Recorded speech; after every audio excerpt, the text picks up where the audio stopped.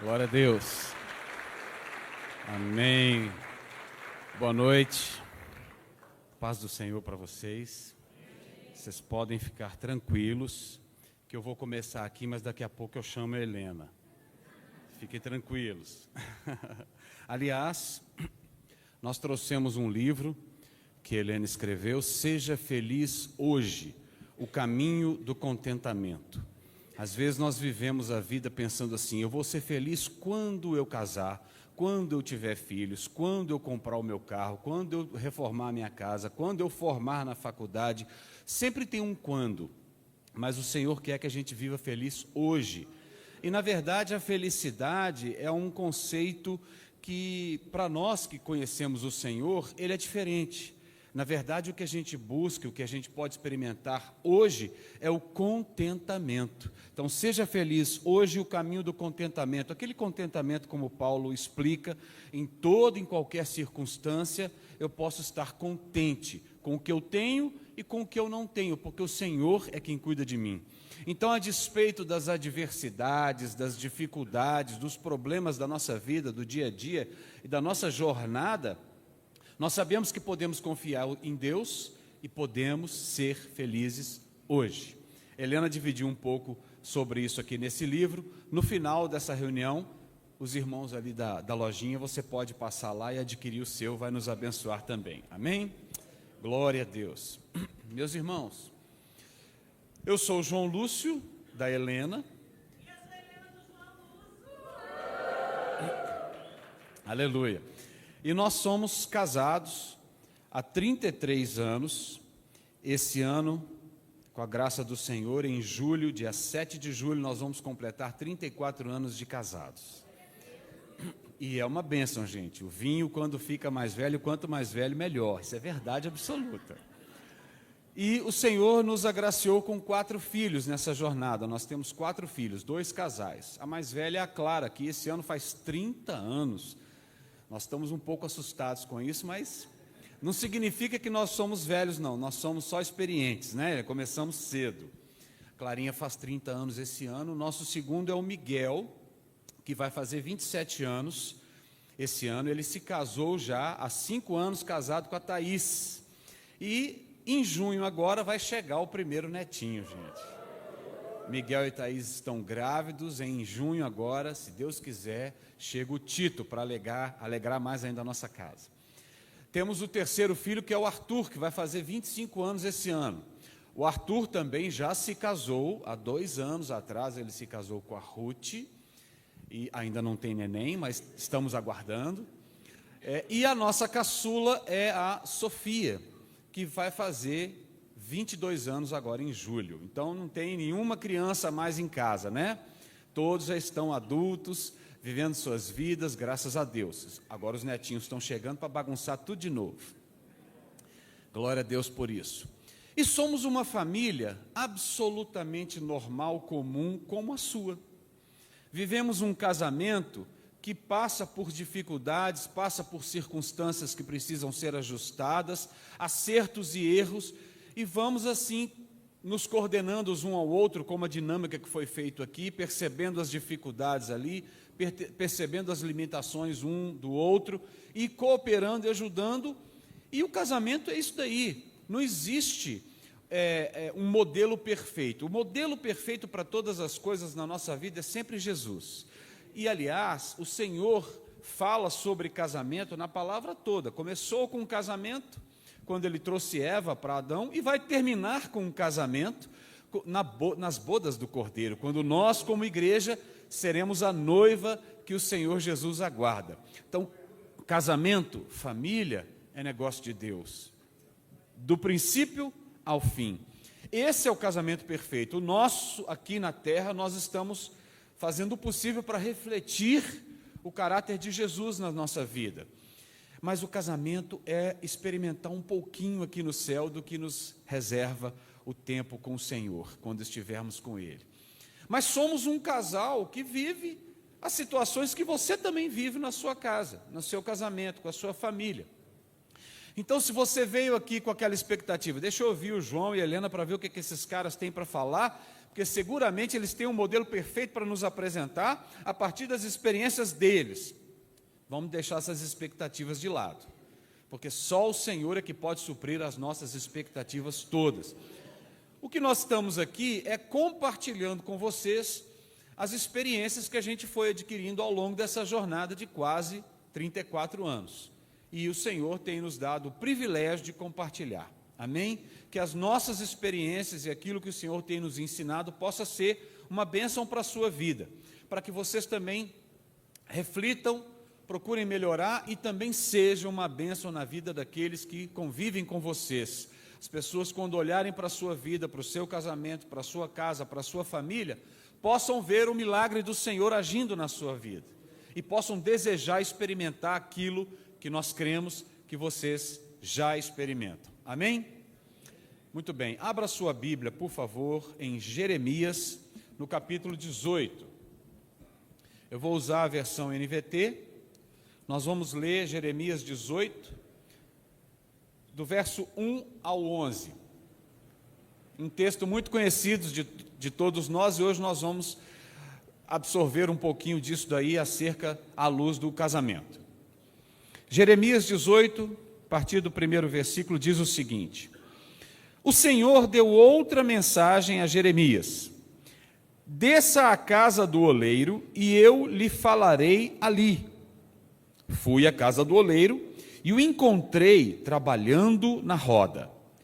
Mas o vaso de barro que ele estava fazendo não saiu como desejava.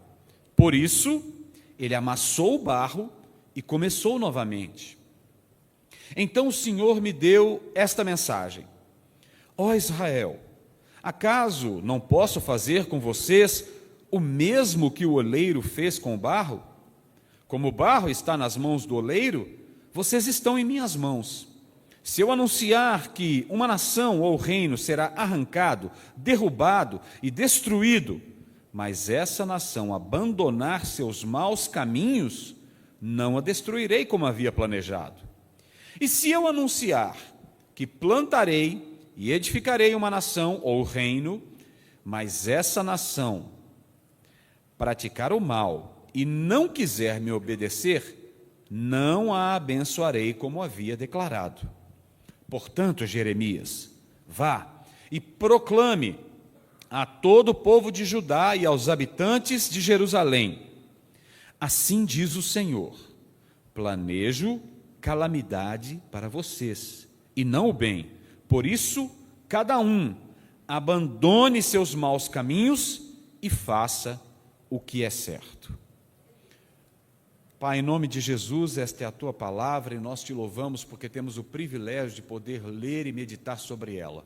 Pedimos que o Teu Espírito Santo tenha liberdade no nosso meio nessa noite e que fale aos nossos corações, segundo a Tua vontade, o Teu plano para cada um de nós, para cada casal, para cada família aqui, em nome de Jesus. Amém. Amém. Muito bem, pessoal. No verso 2, diz que o Senhor falou a Jeremias: desça à casa do oleiro e eu lhe falarei ali.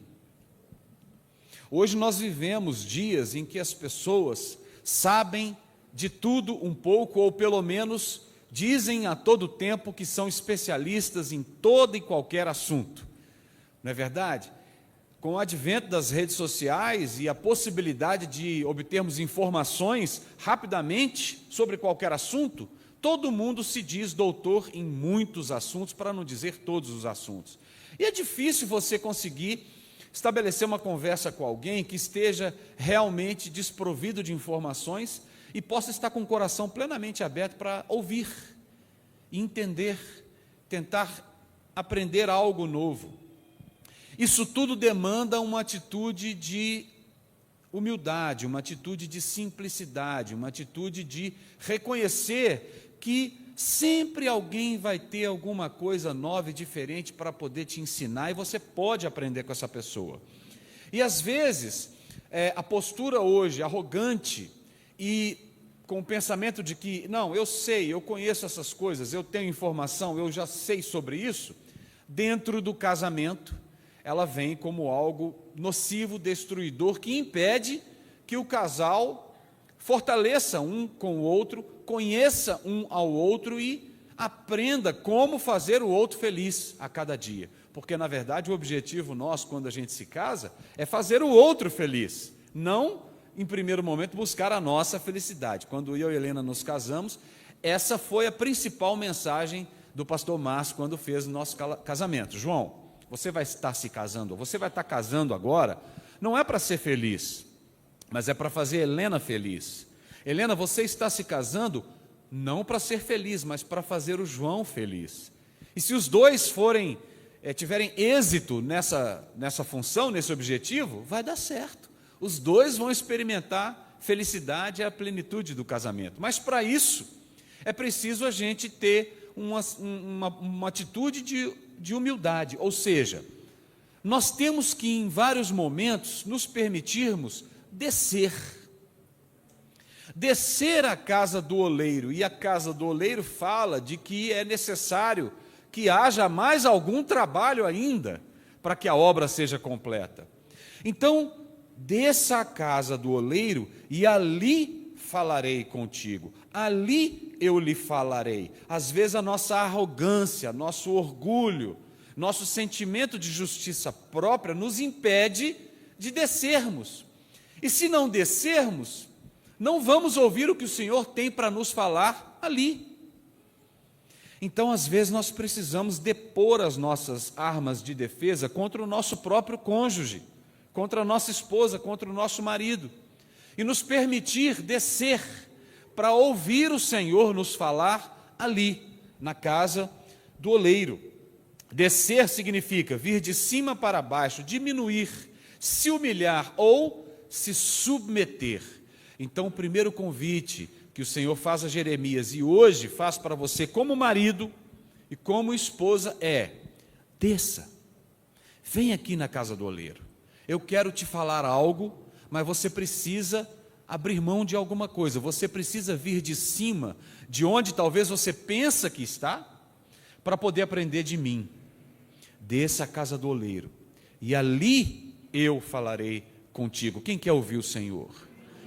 Então você precisa descer, é a ordem do Senhor a Jeremias. E quando a gente faz isso, a gente se humilha, a gente reconhece a nossa dependência do Senhor. A gente reconhece que o que a gente faz de bom é porque o Senhor nos capacitou. Se você está se achando aí um marido muito bom, o Senhor te capacitou para isso. Se você acha que é uma esposa irretocável, que é modelo para todas as pessoas, todas as mulheres que conhecem você, o Senhor te capacitou dessa forma. Mas às vezes esse sentimento revela que, na verdade, você não deixou Deus tocar em alguma área da sua vida. E às vezes você está precisando descer. Às vezes você está muito autoconfiante, você está muito firmado nas suas próprias potencialidades e naquilo que você acha que é muito bom a respeito de si mesmo. Certa vez, eu, Helena e um grupo, ministério do qual nós fazíamos parte, lá na Lagoinha Matriz, nós fomos para um lugar chamado Estância Paraíso, que a gente vai para ouvir o Senhor, para depor as nossas defesas e abrir o nosso coração. E nós estávamos ali como grupo, e o Senhor estava falando conosco como grupo, mas também individualmente. E durante vários momentos de ministração e de oração e de derramar do Senhor, de vez em quando, os líderes ali, a pastora Zenete e a sua equipe, chamavam um ou outro do grupo e convidava a descer a uma sala, a um lugar que tem lá na estância, chamado Casa do Oleiro. Quem já foi na estância? Já passou na Casa do Oleiro lá? É uma bênção. Então nós estávamos sendo convidados, a ir em momentos específicos, cada hora um era chamado, e chegou a minha vez. E eu fui lá na Casa do Oleiro, cheguei lá, estava a pastora Zenete com mais uns 2 ou 3 irmãos e irmãs, e ali a gente começou a conversar. E num determinado momento, a pastora Zenete perguntou: João, fala para nós, como que está a sua vida? Como é que você está percebendo a sua vida em várias áreas, no sentido de como que você está se sentindo, se está tudo bem, ou o que está precisando de algum ajuste. Abra o seu coração aqui para nós. Esse é o momento. E aí eu comecei a falar assim: olha, pastora, minha vida familiar está com essa e essa situação, eu estou precisando corrigir isso daqui, preciso que o Senhor me auxilie nessa questão, esse aspecto aqui. A minha vida com Deus, meu devocional, minha leitura da Bíblia, meu tempo de oração, está assim, assim, assim, preciso desse ajuste e tal. Meu ministério está assim, também estou com essa dificuldade aqui, não estou conseguindo conciliar essas questões, às vezes tenho esse tipo de sentimento, estou passando por essa provação aqui, não estou sabendo lidar com aquela outra situação, e fui colocando a minha vida financeira, o meu relacionamento com os filhos, criação dos filhos, e fui colocando em cada área da minha vida quais eram as minhas lutas, ou as minhas dificuldades, ou aquilo que eu precisava que Deus fizesse algo, ajustasse algo, e ali eu ia me expondo. Aí no final eu disse para ela: agora tem uma área da minha vida que está top. Pastora, minha área profissional está tudo a mil maravilhas. Eu sou um profissional respeitado. Eu trabalhava naquela época como professor, sou professor de matemática, trabalhei por 25 anos com matemática, e matemática é legal, tá bom? Então eu falei para ela: olha, minha área profissional está tudo jóia, está tudo tranquilo, não tem uma vírgula. Os meus alunos gostam de mim, sou respeitado pelos meus colegas, estou desempenhando o meu papel bem, tenho tido bom feedback, vejo os meus alunos evoluindo, enfim. Na área profissional está tudo bem, vamos conversar sobre as outras questões. Aí a pastora Zenete virou para mim e falou assim: João, vamos conversar sobre a sua área profissional, porque é a que está mais precisando de ajuda.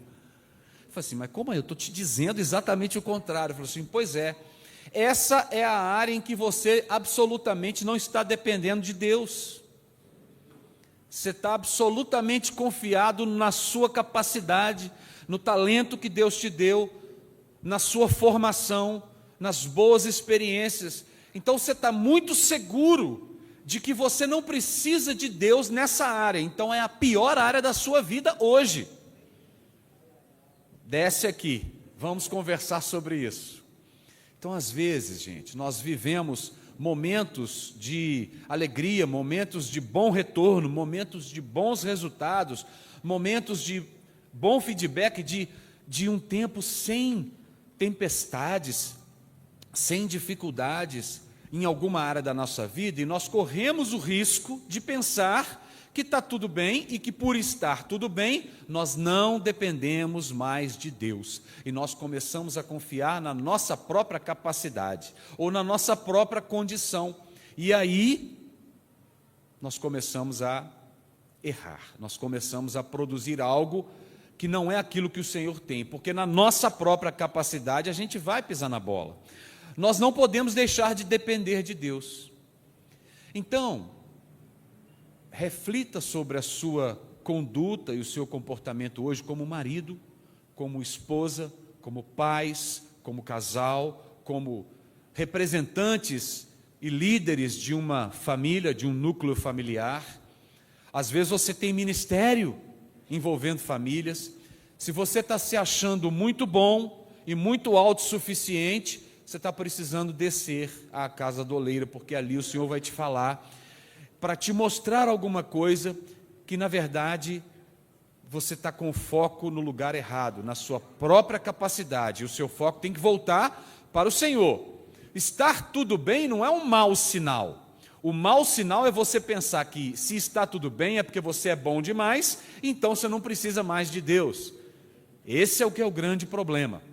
E eu estava dessa forma em relação à minha área profissional naquele tempo, e o Senhor me deu aquela chamada. Então, eu desci, abri o meu coração, e o Senhor fez algo diferente a partir daquele dia, e eu pude experimentar novas experiências, novos frutos, porque o meu coração se abriu e não fiquei baseado na minha própria competência ou naquilo que eu achava que eu dava conta, independentemente de Deus. Uma das piores coisas que pode acontecer na vida de um cristão é ele se sentir independente do favor de Deus, do que Deus tem que fazer, independente do Senhor, autossuficiente.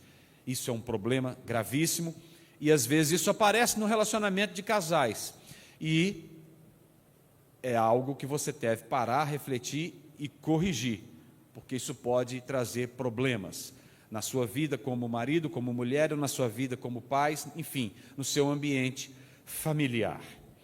Então, desça a casa do oleiro, humilhe-se, se submeta e deixe Deus controlar, deixe Deus continuar te capacitando em todas as áreas. Amém? Filipenses capítulo 2 diz o seguinte: seja a atitude de vocês a mesma de Cristo Jesus, que embora sendo Deus, não considerou que o ser igual a Deus era algo a que se devia apegar-se, mas esvaziou-se a si mesmo, vindo a ser servo, tornando-se semelhante aos homens, e sendo encontrado em figura humana, humilhou-se a si mesmo, e foi obediente até a morte, morte de cruz. Por isso Deus o exaltou à mais alta posição, e lhe deu o nome que está acima de todo nome, para que ao nome de Jesus se dobre todo joelho no céu, na terra e debaixo da terra, e toda língua confesse que Jesus Cristo é o Senhor, para a glória de Deus Pai. O próprio Senhor Jesus se humilhou, não julgou que por ser Deus deveria ser encontrado na posição mais alta, mas ele se esvaziou. Então, quanto mais nós, ainda que seja em uma área que a gente tem o domínio, que a gente já tem experimentado vitória, permaneçamos humildes e prontos para nos esvaziar e sermos cheios do que o Senhor quer fazer em nossa vida. Amém, meus queridos? Muito bem, no verso 3, ele diz assim: fui à casa do oleiro e o encontrei trabalhando na roda. O Senhor está sempre trabalhando em nós. É um processo contínuo, pessoal. Não para. Sempre há o que aprender. Sempre há algo que você pode melhorar. Sempre há um nível a mais para alcançar. O trabalho do Senhor não para. Quando Jeremias desceu à casa do oleiro, ele contemplou o Senhor trabalhando na roda. Ele não estava parado. O Senhor não para. Segunda de Pedro, capítulo 1, nos mostra isso. Por isso mesmo, Pedro diz: empenhem-se para acrescentar à sua fé a virtude. E a virtude, o conhecimento, e ao conhecimento, o domínio próprio, e ao domínio próprio, a perseverança, e a perseverança, a piedade, a fraternidade, e a fraternidade, o amor, porque se essas qualidades existirem e estiverem crescendo em suas vidas, elas impedirão que você, no pleno conhecimento do nosso Senhor Jesus Cristo, sejam inoperantes e improdutivos. Ora, o texto fala sobre quando a gente se converte. Tudo bem, você se converteu? Ótimo. Agora, a partir daqui, então você manifestou sua fé. Não acabou, você não está pronto. Agora, acrescente a sua fé a virtude. Depois a virtude, o conhecimento. Depois ao conhecimento, o domínio próprio. Ou seja, sempre tem alguma coisa a mais para você acrescentar. Sempre tem um degrau a mais para você subir. Sempre há algo a mais para que o Senhor faça em sua vida, até que você comece a experimentar algo maior. Então, o Senhor vai estar sempre trabalhando. Ele está disponível. Nós podemos não usufruir do trabalho de Deus, nós podemos não sermos alcançados ou não termos o reflexo do trabalho do Senhor na nossa vida, se a gente se fechar e achar que nós estamos prontos e que não precisamos mais do Senhor. Mas Ele continua trabalhando. Então desça à casa do oleiro, lá você vai achar o Senhor trabalhando na roda, com a mão na massa. Tem sempre alguma coisa onde você pode e deve melhorar. E a fonte é o Senhor, a fonte é Deus. Nós devemos buscar, não devemos acomodarmos, pensando que já está tudo resolvido, tudo bem. No final do verso 4, mas o vaso que ele estava fazendo não saiu como desejava, o oleiro.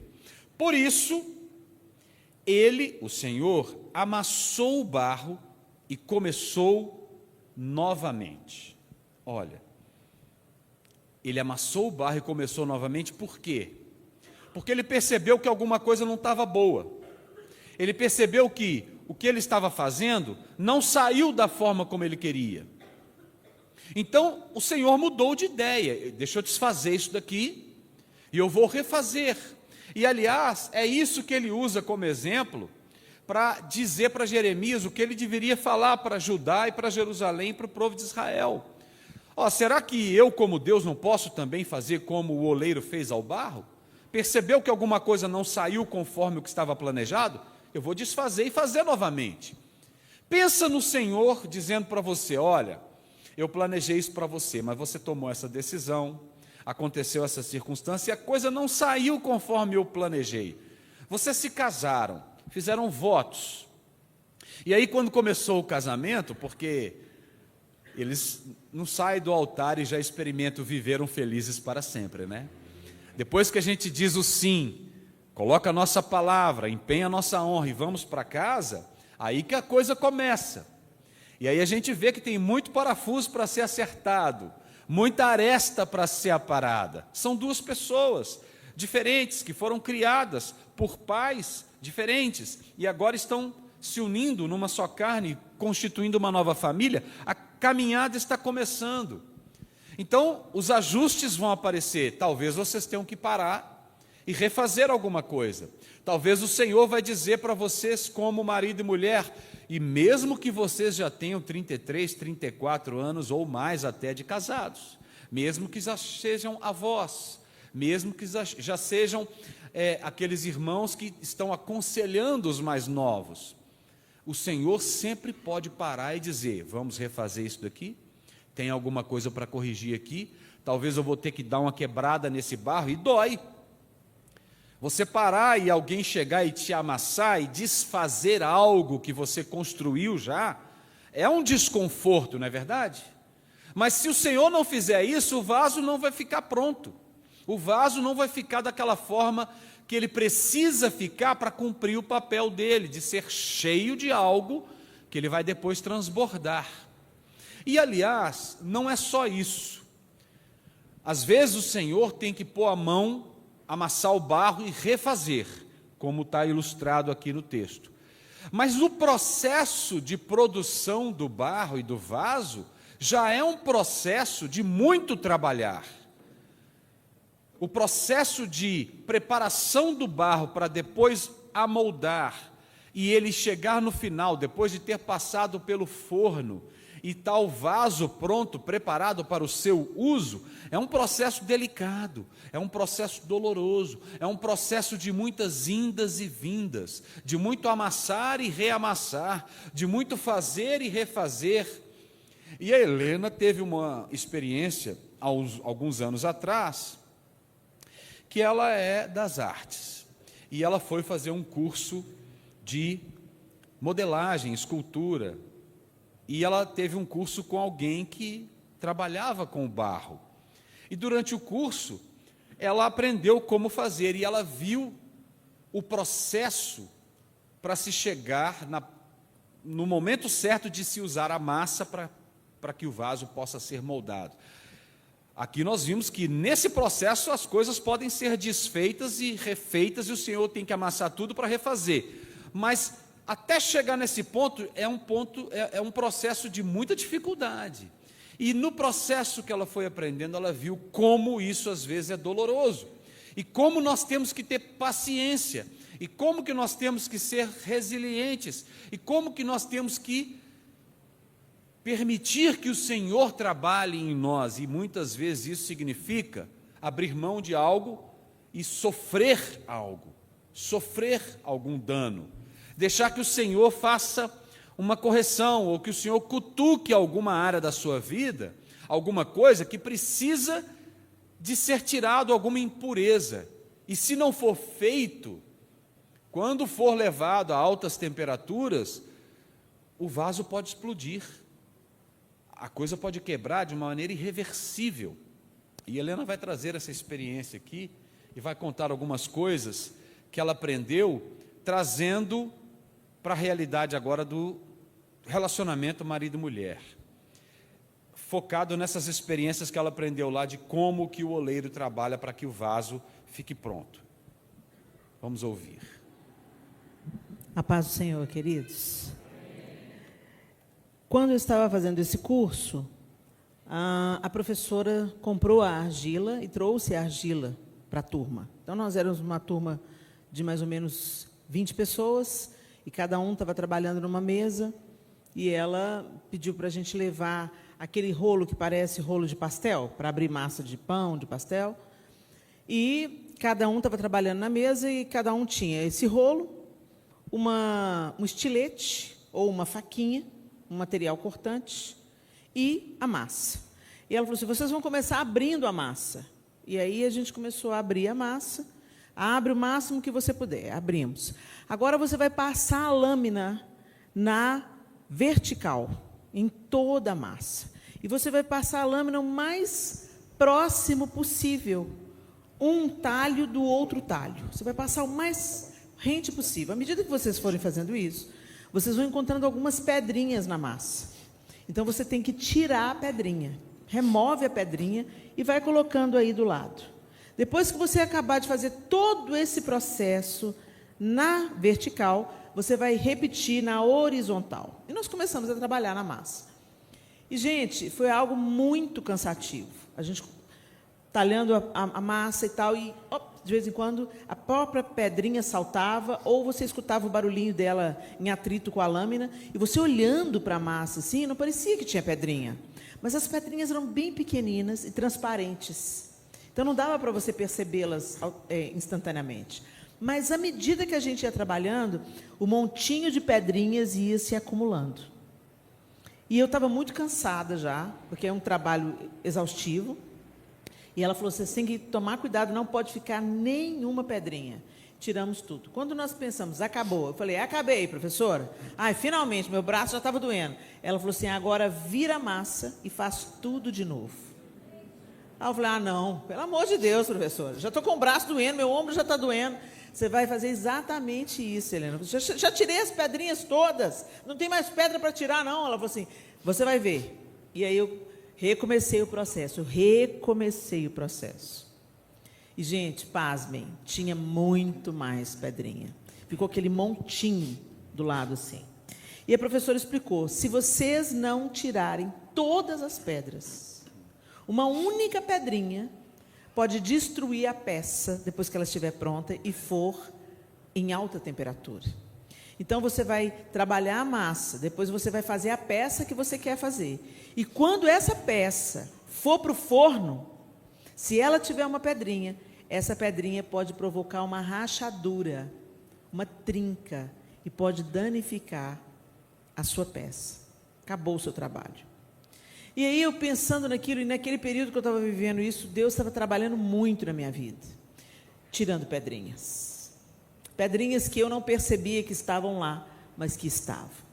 Pedrinhas que poderiam rachar a minha vida, rachar o meu casamento, rachar o meu relacionamento com Deus, rachar o meu relacionamento com os outros. Pensando nisso, nós trouxemos para vocês algumas pedrinhas que são encontradas nos casamentos e que têm o potencial de acabar com essa peça tão linda que é o casamento, de destruir relacionamentos. A gente escuta muitos casais, a gente aconselha alguns outros casais, acompanhamos alguns casais no processo de crescimento e de vencer os conflitos, e a gente tem visto de uma maneira reincidente essas mesmas características, essas mesmas pedrinhas rachando casamentos. A primeira pedrinha é o individualismo. Não há lugar para o individualismo dentro do casamento. Há lugar para a individualidade. Você não deixa de ser uma pessoa depois que você se casou. Mas individualismo é diferente, é um adoentamento da individualidade. É como quando você só pensa no que é importante para si, você não pensa no que é importante para o seu cônjuge, você não pensa no que é importante para a sua casa, para a dinâmica da família, para o relacionamento de pais e filhos, para o sogro, para a sogra, porque a gente casa com a família inteira, gente. E aí, quando você entra no individualismo, essa é uma pedrinha que precisa ser removida, porque ela tem rachado vasos. Lá em Filipenses, no capítulo 2, no verso 3 a 5, diz assim: nada façam por ambição egoísta ou por vaidade, mas humildemente considerem os outros superiores a vocês mesmos. Cada um cuide não somente dos seus interesses, mas também dos interesses dos outros. Seja a atitude de vocês a mesma de Cristo Jesus. Olha aqui que é a mesma de Cristo Jesus. Quando o texto está falando, não façam por ambição egoísta ou por vaidade, já está dito tudo aqui. Humildemente considerem os outros superiores a vocês mesmos. Ah, e se essa pessoa não for superior a mim, Helena? Acontece que Jesus, sendo mestre e Senhor, se cingiu de uma toalha e lavou os pés, inclusive de Judas. Se o Senhor da perfeição se esvaziou, por que você não pode se esvaziar? Que a embaixada de Lúcifer é essa na sua vida? Porque Satanás, já sendo grande, queria ser mais. Jesus, sendo tudo, se esvaziou e assumiu a forma de servo. E o nosso modelo não é Satanás, o nosso modelo é Jesus. Então, dentro do casamento, é o lugar disso ser vivenciado e exercitado. Cada um cuide não somente dos seus interesses, mas também dos interesses dos outros. O povo só cuida do interesse dos outros quando é para fofoca. Hoje eu estava dizendo, gente, se cada um cuidasse do seu pecado, não ia sobrar tempo para ficar observando o pecado alheio. Porque são tantos que eu tenho que combater em mim, tantas áreas que eu preciso de cuidar, de vigiar, de crescer na minha vida, que não sobra tempo para cuidar da vida do outro. Quando você tem uma pessoa cuidando do pecado do outro, é que ela não está cuidando dela. Ela não está dando conta de cuidado dela e ela está sentando em cima da própria cauda, falando da cauda alheia. É a típica pessoa que está com uma tora no olho, falando do cisco do olho alheio. O que está dizendo o texto para a gente? Cuida do que é importante para o outro. Presta atenção no que é importante para o outro. Às vezes você, marido, está expressando a sua linguagem de amor, trabalhando, se dedicando no trabalho, e você pensa, está chegando, estou entregando. Ela está entendendo que eu estou trabalhando muito, é para o bem da nossa família. Ela está entendendo que eu estou trabalhando muito, eu estou me dedicando no trabalho, é para dar o sustento para a nossa casa. Mas às vezes não é essa a imagem que está chegando para ela. A comunicação para ela não chegou. Para ela chegou assim, o meu trabalho é mais importante que você, eu vou gastar todo o meu tempo no trabalho e você fica com o resto. Por isso que é muito importante a gente sondar a motivação do nosso coração, porque muitas vezes a gente fala, eu estou fazendo para a família, mas não é nada. É por você mesmo. Você ama o que você faz e detesta ficar em casa, cuidando de menino, ou ouvindo a esposa querendo discutir a relação. Ai, que chatice. Vou ficar com os amigos no jogo. Seja a atitude de vocês a mesma de Cristo Jesus. Falta de perdão é outra pedrinha. Pois se perdoarem as ofensas uns dos outros, o Pai Celestial também perdoará vocês. Mas se não perdoarem uns aos outros, o Pai Celestial não perdoará as ofensas de vocês. Mateus 6, 14 e 15. Gente, isso é sério. Aí a gente às vezes aconselha casal e chega para o casal e fala assim, ele falou comigo que eu, que se quisesse, que fosse trabalhar para ter dinheiro para fazer minha unha. Eu estou trabalhando e ganhando meu dinheiro. Ele me ofendeu, ele me humilhou. Aí o marido fala assim, mas eu já te pedi perdão por ter falado isso. Há quanto tempo tem que ele falou isso com você? 10 anos. Tem 10 anos que o outro te ofendeu, você tá carregando o saco de lixo ao longo do casamento inteiro. Gente, nós precisamos de exercitar perdão dentro do casamento. Falar bobagem a gente fala.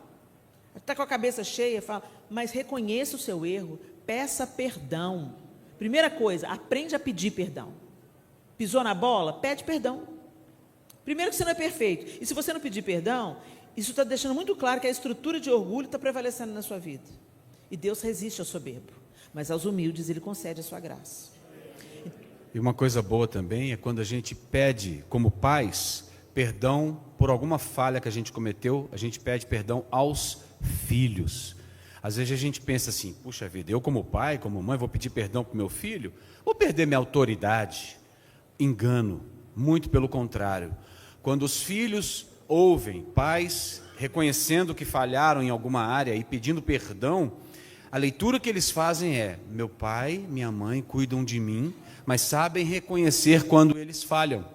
Que bom! E eles aprendem isso. Às vezes que nós tivemos oportunidade de pedir perdão aos filhos, explicar o motivo e mostrar o nosso arrependimento e o nosso desejo de melhorar, nós subimos no conceito com eles. Aquilo diz para eles: eu posso continuar confiando no meu pai e na minha mãe, porque mesmo quando eles falham, eles reconhecem e voltam atrás porque eles querem o melhor para nós. Então, o pedido de perdão para os filhos é uma bênção muito grande. Então, perdoe o seu cônjuge. Peça perdão e perdoe. Perdoe, perdoe, deixe morrer. Negligência é outra pedrinha. Ah, meu Deus, quantas vezes nós não cumprimos, nós esperamos que o outro cumpra a parte dele, mas a gente não cumpre a nossa. Quantas vezes a gente, sabendo o que a gente tem que fazer, a gente não faz. Isso é negligência.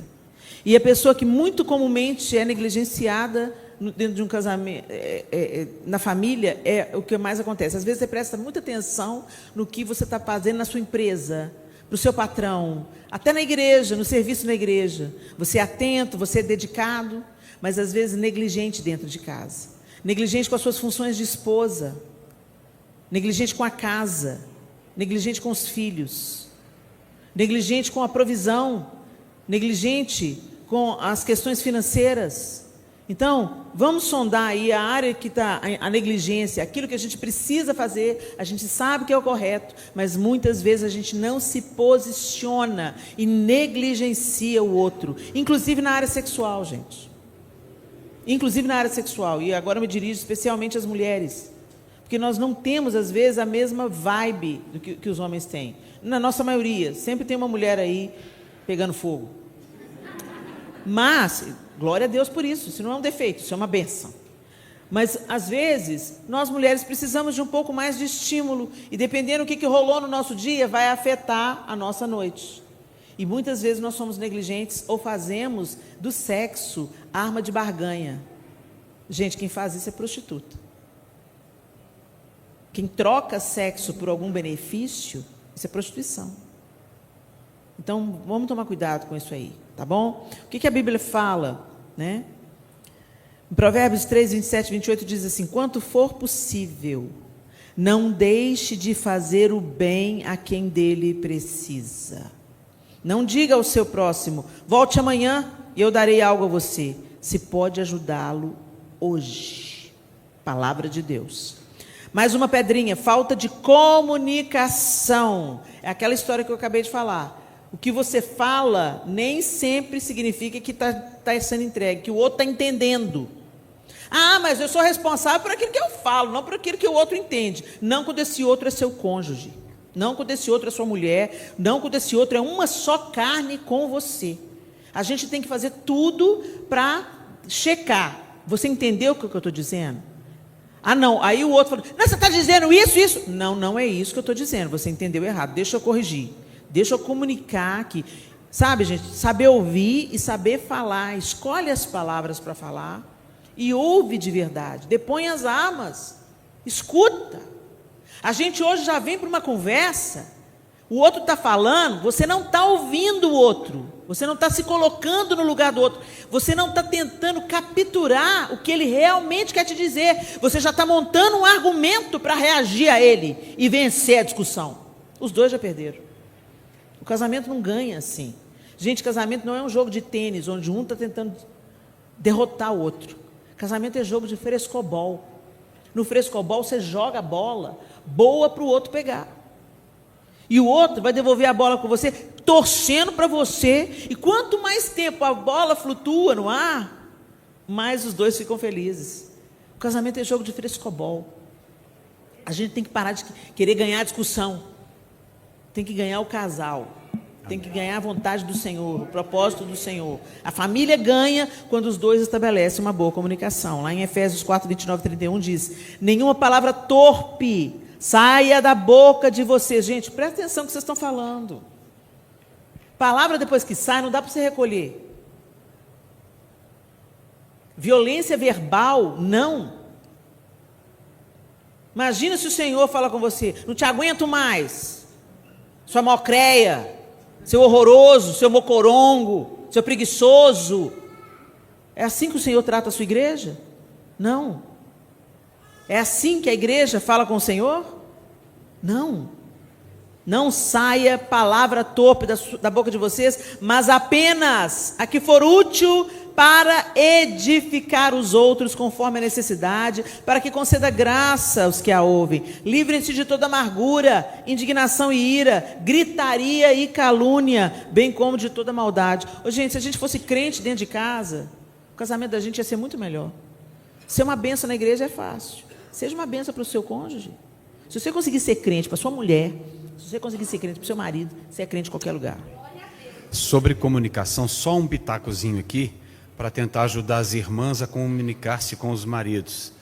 Porque nós, homens, nós somos literais, absolutamente literais. E as irmãs, elas são emocionais. E às vezes a sua comunicação, minha irmã, é muito além das palavras. A sua comunicação não verbal, ela é abundante.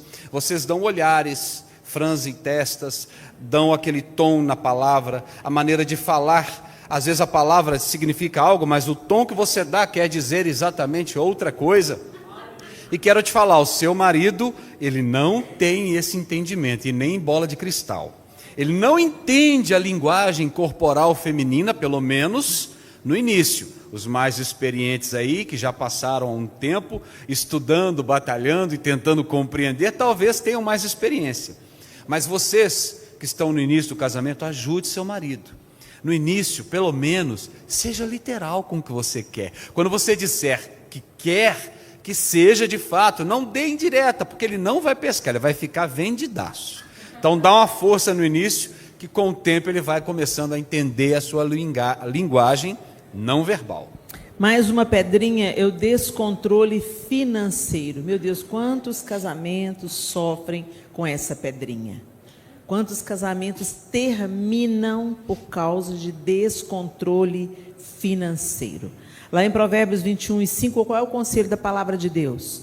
Os planos bem elaborados levam à fartura, mas o apressado sempre acaba na miséria.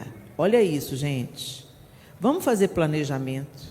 Às vezes algumas pessoas, hoje nós temos tantas pessoas dando curso de gestão financeira. Aí os crentes falam, gestão financeira é para quem tem dinheiro, eu não tenho não. Gente, quanto menos dinheiro você tem, mais você precisa saber lidar com ele.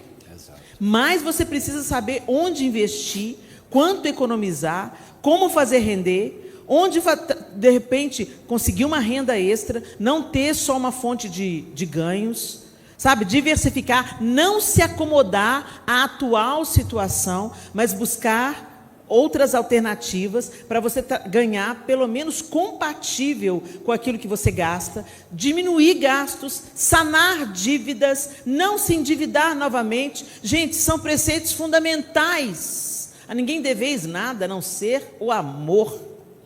Crente que pega emprestado, não devolve. Crente que dá calote. Tem gente que não quer empregar quem é crente porque rouba no tempo. Gente, misericórdia. Nós somos o povo da luz, a gente precisa de andar na luz. E muitos casamentos sofrem os conflitos quando um dos cônjuges é desequilibrado, tudo fica desequilibrado. Eu me lembro que quando eu era menina, eu descascava batata e minha mãe falava comigo assim, essa casca está muito grossa, afina essa casca, senão seu marido vai acabar na miséria. Minha mãe era bem pragmática. Aí eu falei assim, mãe, o que é isso? Para com isso. E hoje, como dona de casa, eu falo, gente, a economia que uma mulher dentro de casa pode fazer é surreal. É surreal quando a mulher se propõe, se ela é uma boa dona de casa, se ela tem se proposto a ser uma boa dona de casa, a comida não estraga na geladeira, não. É isso aí. Comida estragada na geladeira é dinheiro jogado no ralo. Gastar demais com restaurante, cuidado com isso, gente. Não dá um espaço maior que a perna para impressionar quem nem gosta de você. Quem gosta de você do jeito que você é, com as suas condições, com o seu chinelo de borracha. Agora, quem não gosta de você pode cobrir de marca.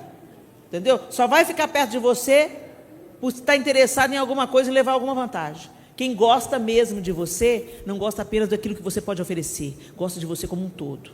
Então, cuidado, porque tem muita gente aí se endividando para impressionar quem não está nem aí, andar com uma turma que não está nem aí para você, enquanto o problema dentro de casa está ficando insustentável. Ah, não, vamos com a turma da igreja. Bem, não dá para a gente ir com a turma da igreja. A gente está endividado. Não dá para comer fora, é muito caro. Mais tarde a gente vai conseguir, mas agora não. Eu quero ir. A gente está ficando excluído da turma da igreja. Gente, vamos amadurecer.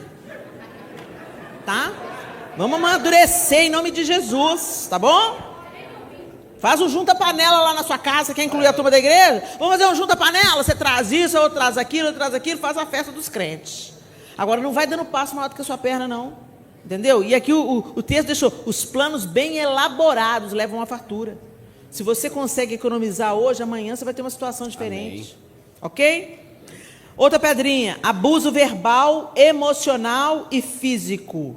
1 Pedro 3, 9 a 11, não retribuam mal com mal, nem insulto com insulto. Ao contrário, bendigam, pois para isso vocês foram chamados, para receberem bênção por herança. Pois quem quiser amar a vida e ver dias felizes, guarde a sua língua do mal e os seus lábios da falsidade. Afaste-se do mal e faça o bem, busque a paz com perseverança. Gente, onde um não quer, dois não brigam. Busque a paz com perseverança. E agora eu quero me dirigir aos homens. Às vezes vocês homens têm um temperamento explosivo. Às vezes o homem não fala muito. Ele não fala muito, mas vai juntando. Quando encheu a paciência, tudo quanto é impropério sai da boca. Tem algumas mulheres também assim, as valentonas. Então eu quero falar com vocês, cuidado. Isso não glorifica o nome de Deus. Isso é legalidade de Satanás na sua casa. Cuidado com abuso verbal, abuso emocional, chantagem. Cuidado, inclusive abuso físico. Gente, abuso físico é o fundo do poço. E abuso físico não é dar um soco na cara, não. Apertou o braço aqui, sacudiu, já é abuso físico. Jesus não abusa a igreja. Vocês homens são mais fortes. É uma covardia um homem bater numa mulher. E não é só uma covardia, é crime. E crime não tem pastor para resolver, não. É polícia. Nós não vamos compactuar com a violência, porque Cristo não violenta a sua igreja. E o padrão para os maridos é como Jesus ama a igreja. E tem, gente, pasmem, no estado de São Paulo, mais de 60% das mulheres que apanham são evangélicas. Isso é estatística vergonhosa. Você não tirou uma mulher de casa para você bater nela. E isso vale para as mulheres que gostam muito de bater em cara de homem. Cara de homem não é bandolim, não. Não é tamborim, não. Não é para bater em cara de ninguém. Violência física é o fundo do poço e é caso de polícia. Eu estou falando isso como Igreja Batista da Lagoinha no mundo. Amém. A Lagoinha não compactua com a violência doméstica. Nem de mulheres que batem em homens, nem em homens que batem em mulheres. Isso deve ser denunciado como crime. Isso é caso de polícia. Agora, se você está com vontade de caçar sua mulher e bater nela, chama o terapeuta.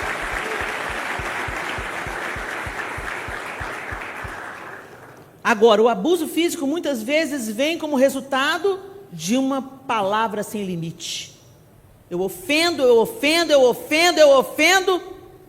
e o outro reage violentamente. Então, meus irmãos, que a gente freie bem antes de ter vontade de bater. Sejamos respeitosos com as palavras. Porque a gente não desacata o patrão. Por que você desacata seu cônjuge? Você não sai no soco com o seu patrão. Por que você sai no soco com o seu marido, com a sua esposa? Pelo amor de Deus, gente.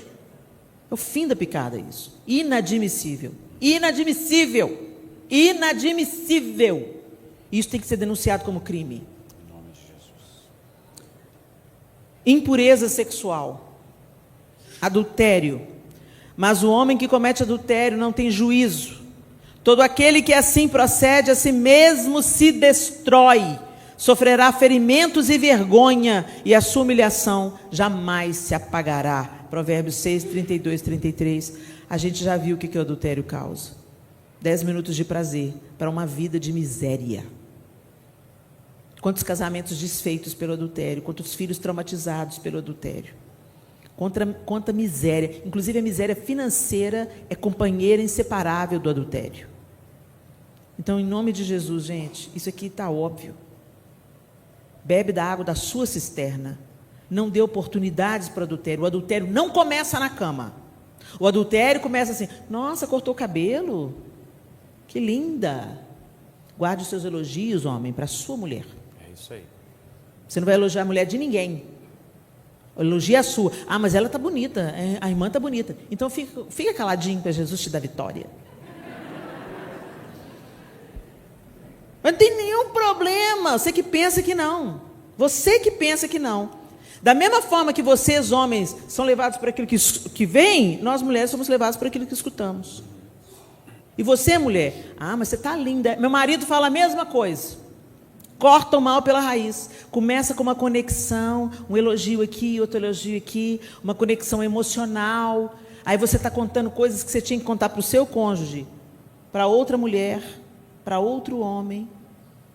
É a mesma lenga-lenga desde que o mundo é mundo. Eu não tenho amigos homens. Meu amigo é meu marido. Meu confidente é meu marido. Eu tenho irmãos, colegas queridos, posso até chamar de amigos, mas eu não conto para eles o que eu conto para o meu marido. Eu não confidencio a eles coisas íntimas como eu faço com o meu marido. Cuidado com a conexão emocional. Ela é o início do adultério. Ninguém está andando na retidão e tropecei, fui para a cama com fulano.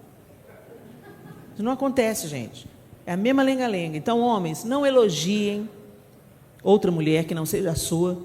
Não confidencie com outra mulher. Você está passando problema no casamento? Não vai contar para a amiga, não, querido. Vai contar para o pastor, para o terapeuta, para o psicólogo. Vai contar para outra mulher, não.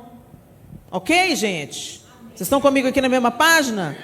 Fornicação. Tem namorado aqui? Tem gente aqui que não é casado, é namorado, é noivo?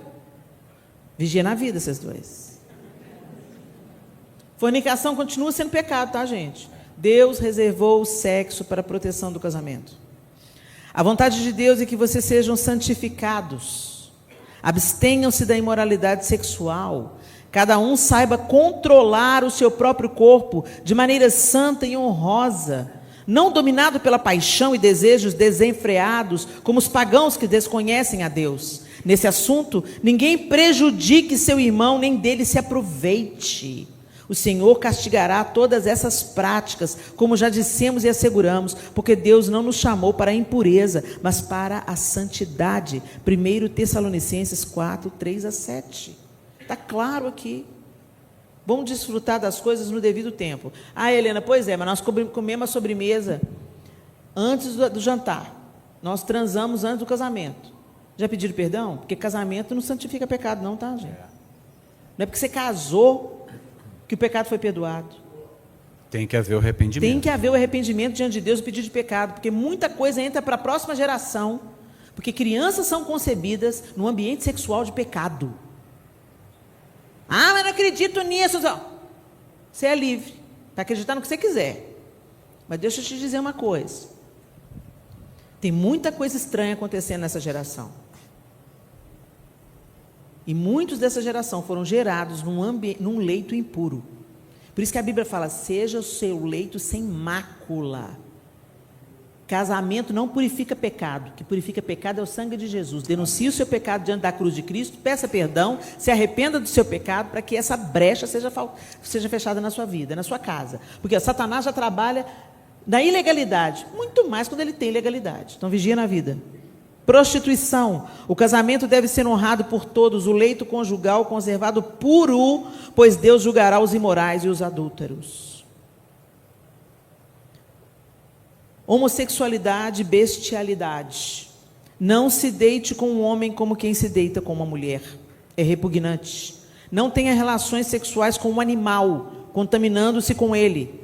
Mulher nenhuma se porá diante de um animal para juntar-se com ele. É depravação.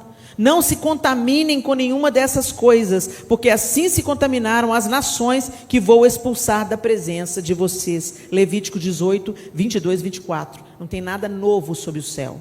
Pecados aí antigos, que o pessoal agora está querendo arrancar a Bíblia, e vão conseguir. Eles vão querer arrancar da Bíblia, mudar a Bíblia, adaptar a Bíblia. Já tem Bíblias adaptadas sem alguns versículos. Eu estou pregando a palavra de Deus. A palavra de Deus é imutável. Ninguém é obrigado a acreditar nela. Ok? Ninguém é obrigado a acreditar que essa aqui é a palavra de Deus. Então vai viver a sua vida e colher seus frutos para lá. Eu respeito a sua escolha, mas respeite a minha escolha de acreditar nessa palavra. E de dizer que Deus está nos preservando do mal, quando Ele diz para nós nos abstermos de certas coisas. Se você não acredita em Deus, e você quer viver isso, é uma escolha sua. Agora, escolha sabendo o que a Bíblia diz a respeito. Vou voltar a dizer, você é livre para acreditar ou não acreditar que a Bíblia é a palavra de Deus, mas nós acreditamos. E se nós acreditamos, nós não apenas lemos, mas colocamos em prática. Cuidado com essas pedrinhas, porque elas têm o poder de destruir o seu casamento e seus outros relacionamentos também. Amém. Então são muitas pedrinhas, como vocês viram aí. Imoralidade sexual, falta de perdão, falta de comunicação, falta de posicionamento, egoísmo. E vocês ouviram aqui a palavra do Senhor. E hoje o Senhor diz para vocês, como Ele disse para Jeremias, e como Ele disse para o povo de Judá e de Israel, como ouvimos aqui e lemos no capítulo 18 de Jeremias, no verso 6. O Senhor fala: eu posso fazer com você o mesmo que o oleiro fez ao barro? Eu posso dar uma desmanchada em você para corrigir algumas coisas? Ou eu posso passar uma faquinha para tirar uma pedrinha que eu identifiquei? Você confia no Senhor? Você é capaz de realmente entregar tudo nas mãos dEle? Ou você vai negociar algumas coisas? Não, isso aqui, Senhor, não mexe nessa área não. Essa área eu prefiro ter o controle. Eu prefiro que a minha vontade prevaleça e não a sua. O Senhor pergunta para você: posso fazer com vocês hoje o que o oleiro fez ao barro ou fez à massa? Você confia no Senhor? O Salmo 37, verso 5, diz o seguinte: entregue o seu caminho ao Senhor, confie nele, e Ele fará. Hoje o Senhor pergunta para você, porque Ele envia os seus profetas. No verso 11, portanto, Jeremias, vá e proclame a todo o povo de Israel. O Senhor envia os seus profetas, Ele tem falado com você, Ele tem trazido pessoas para dizer a você o que Ele quer. Ele envia as profecias também por meio da sua palavra. A questão é, Ele envia os profetas e proclama. E o que você vai fazer com isso? Você vai ouvir o Senhor ou você vai permanecer no seu estado de inércia? Em Mateus 7, para nós terminarmos, o Senhor conta uma história. Ele apresenta uma comparação entre dois homens, dois tipos de comportamento. Todo aquele, pois, que escuta essas minhas palavras e as pratica, assemelhá-lo-ei ao homem prudente, que edificou a sua casa sobre a rocha, e desceu a chuva, e correram os rios, e assopraram ventos, e combateram aquela casa, e não caiu, porque estava edificada sobre a rocha. E aquele que ouve estas minhas palavras e não as cumpre, compará-lo-ei ao homem insensato. Compará-lo-ei ao homem insensato, que edificou a sua casa sobre a areia. E desceu a chuva e correu os rios, assopraram os ventos e combateram aquela casa, e caiu, e foi grande a sua ruína. Então esses dois homens, esses dois tipos de pessoas, os dois ouviram. O texto diz, eles são homens que ouviram a palavra. Às vezes você tem ouvido a palavra de Deus, tem lido, tem escutado o que os profetas têm dito, proclamado em nome do Senhor, e tem achado lindo, maravilhoso, tudo bem, vamos aplaudir, que legal, que palavra boa, que mensagem legal, que conceito primordial, isso é bom demais, todo mundo devia adotar essa postura, isso é o correto, olha que bênção. Você acha maravilhoso porque você ouviu, mas a diferença não é no fato de ter ouvido, mas é o que você fez depois do alerta. A diferença de ter uma base sólida, firmado na rocha, e uma base na areia que vai ceder com as intempéries da vida, é o que você fez depois, é se você as colocou em prática. Então desça à casa do oleiro, abra o seu coração para o Senhor, deixa Ele mexer, vai doer, vai ser incômodo, mas deixa Ele tirar as impurezas, deixa Ele remover as pedrinhas, e não apenas fique achando lindo, maravilhoso tudo que você ouviu, mas coloque em prática na sua vida como marido, como mulher e como família. Feche os seus olhos. Um casamento saudável, equilibrado, feliz, ele não é um acaso, não é sorte, é intencionalidade. É como cuidar de um jardim. É como cuidar de uma videira. Se você quer que seja boa a produção de vinho, você precisa de afastar as pragas, de fazer a poda na estação propícia, de preparar a terra, de respeitar as estações. Para um jardim florescer, ele pode ter flores espontâneas, acontece por um tempo, mas se você não limpar, não cuidar, não cercar esse jardim, ele vai ser atacado, destruído, pisoteado. E o casamento não é diferente, meus irmãos. Não foi à toa que Jesus começou fazendo milagres em um casamento. Ele pode transformar água em vinho no seu. E às vezes você pensa, não, já passou muito tempo, a gente já está cheio de mania, a gente já se machucou muito. Mas eu quero te dizer que o melhor vinho fica para o final. Quando Jesus entra na história, o melhor vinho fica para o final. A tradução de bem-aventurado é algo que foi traduzido para o português como feliz. Feliz. Mas no grego é muito mais rica a palavra. No hebraico também. Então feliz não é só feliz, um estado emocional favorável, mas é aquele que atinge seus fins, cumpre os seus propósitos e floresce. Que no nosso casamento a gente atinja os fins, cumpramos o propósito, para que a gente possa florescer. Entenda, florescer vem no final do processo. Você tem que plantar e regar aquilo que você quer colher. E hoje nós demos para vocês alguns elementos aqui. E você precisa decidir o que você vai fazer com isso. Senão você entra e sai em encontros para casais e nada muda. E gente, honestamente, a gente não está junto só para passar o tempo. A gente está junto porque a gente quer ser feliz. A gente quer fazer o outro feliz, a gente quer desfrutar de alegria, partilhando a jornada juntos. A gente não casou para viver um inferno.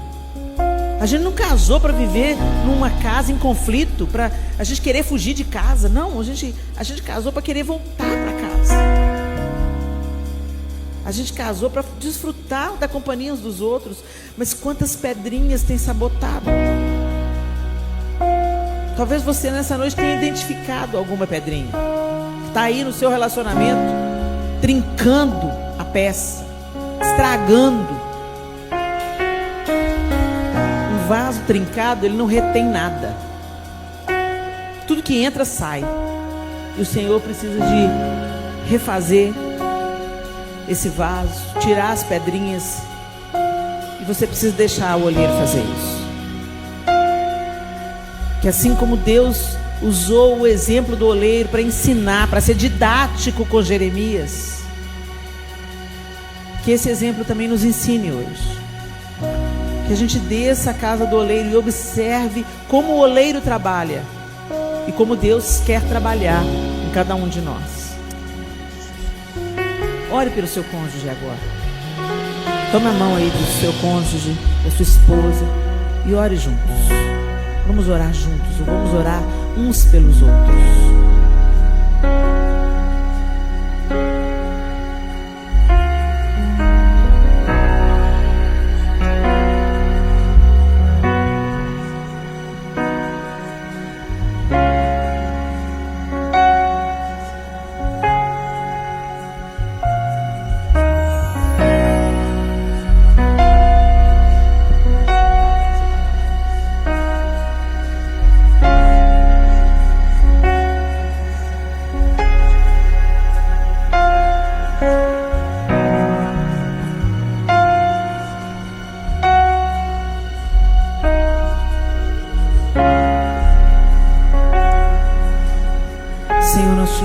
Nessa noite, Pai, nós agradecemos ao Senhor porque o Senhor é um Deus que insiste. O Senhor é um Deus que nos ensina através da Tua palavra. O Senhor é um Deus que nos convence pelo poder do Teu Espírito. E nós te pedimos, ó Deus, que o Senhor nos ajude a tomar decisões a partir de hoje, a partir de tudo aquilo que o Senhor nos ensinou nessa noite. Que o Senhor nos desperte como maridos, como mulheres, a tomarmos as decisões e nos posicionarmos como precisamos nos posicionar dentro do nosso relacionamento. Que as pedrinhas sejam retiradas, Senhor, para que a nossa peça, para que o nosso vaso fique íntegro, seja um vaso de honra, que o nosso casamento seja um casamento de honra, que a nossa casa seja uma casa de honra, e que retenha as bênçãos do Senhor, que o Senhor possa derramar sobre nós o bálsamo, o óleo, o alimento, a provisão do Senhor, a alegria, o amor, e que esse vaso, que é o nosso casamento, o nosso relacionamento, possa reter o Teu amor, a Tua bênção, a Tua graça. A gente não quer se esvaziar, Senhor, mas a gente quer que o Senhor encha até transbordar, para que a nossa vida também abençoe outras pessoas. Que as suas bênçãos que passem pela nossa casa, que passem pelo nosso casamento, transborde e alcance a vida de outras pessoas. Pedimos a Tua graça, a Tua misericórdia, o Teu perdão. Pedimos a Deus que o Senhor nos ajude a não sermos negligentes, a não sermos apáticos, omissos, violentos, caluniadores, mentirosos, adúlteros. Ó Senhor, desorganizados nas finanças, autocentrados, egoístas. Retira essas pedras de nós, Espírito de Deus, e faz de nós homens e mulheres segundo o Teu coração, dadivosos, generosos, amorosos, atentos às necessidades uns dos outros. Que sejamos cristãos, Senhor, na essência dessa palavra, imitadores de Cristo, dentro da nossa casa, amando o nosso próximo mais próximo, o nosso cônjuge. Em nome de Jesus, amém e amém. Que Deus abençoe vocês, meus irmãos.